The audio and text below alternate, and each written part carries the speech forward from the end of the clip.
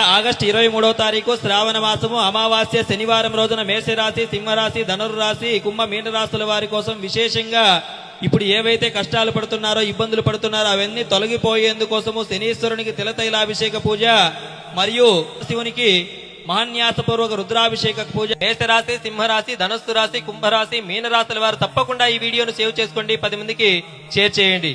August 23వ తారీఖు శ్రావణ మాసము అమావాస్య శనివారం రోజున మేషరాశి, సింహరాశి, ధనుర్రాశి, కుంభ మీన రాశుల వారి కోసం విశేషంగా ఇప్పుడు ఏవైతే కష్టాలు పడుతున్నారో, ఇబ్బందులు పడుతున్నారో అవన్నీ తొలగిపోయేందుకోసము శనీశ్వరునికి తిలతైలాభిషేక పూజ మరియు శివునికి మహాన్యాసపూర్వక రుద్రాభిషేక పూజ. మేషరాశి, సింహరాశి, ధనస్సు రాశి, కుంభరాశి, మీనరాశుల వారు తప్పకుండా ఈ వీడియోను సేవ్ చేసుకోండి, 10 మందికి షేర్ చేయండి.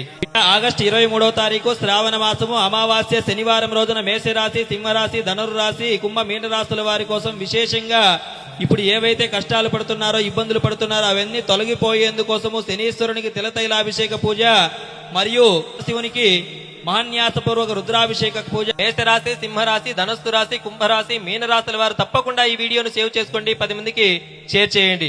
ఆగస్టు 23వ తారీఖు శ్రావణ మాసము అమావాస్య శనివారం రోజున మేషరాశి, సింహరాశి, ధనుర్రాశి, కుంభ మీన రాశుల వారి కోసం విశేషంగా ఇప్పుడు ఏవైతే కష్టాలు పడుతున్నారో, ఇబ్బందులు పడుతున్నారో అవన్నీ తొలగిపోయేందుకోసము